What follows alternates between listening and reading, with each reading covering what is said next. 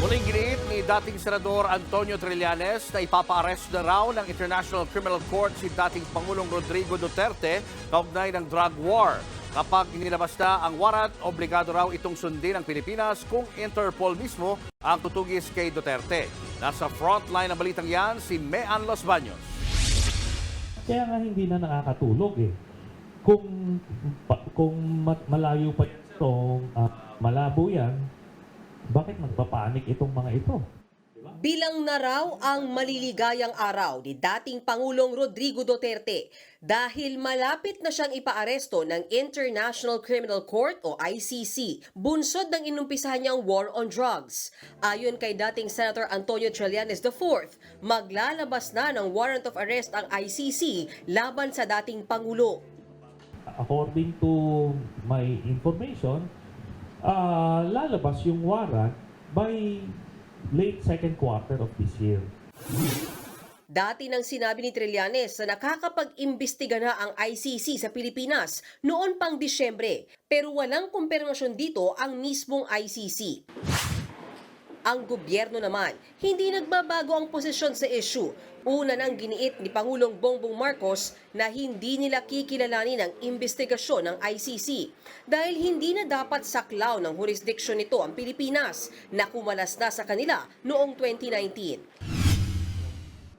Pero sabi ni Trillanes, walang choice ang gobyerno kundi sundin ang ilalabas na warrant ng ICC, lalo na kung tugisin na rin ng International Police si Duterte.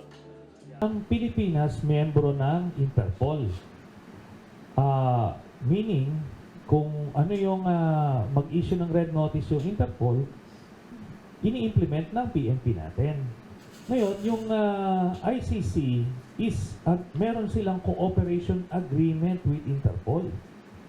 Meaning, pwede sila magpasa doon ng warrant para ma-issue ng red notice ng Interpol. Therefore, obligado tayo ron kasi bound tayo ng international agreement na yon. Tinabla naman agad yan ni Solicitor General Minardo Guevara dahil wala pa naman daw pinapangalan ng akusado ang prosecutor ng ICC sa gumugulong nilang investigasyon. Hindi rin daw obligadong sundin ng PNP ang red notice ng Interpol kung warrant ng ICC ang pagbabasehan nito na hindi kikilalanin ng Pilipinas.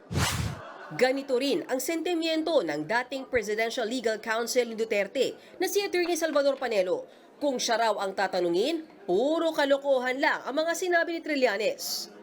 Yung PNP, part lang yan ng gobyerno. Tsaka nagsabi na ang PNP, di ba, we will not. Wala kaming utos na ganyan. Wala kaming tinatanggap. At saka hindi namin gagawin. Kasi nagsalita ng presidente.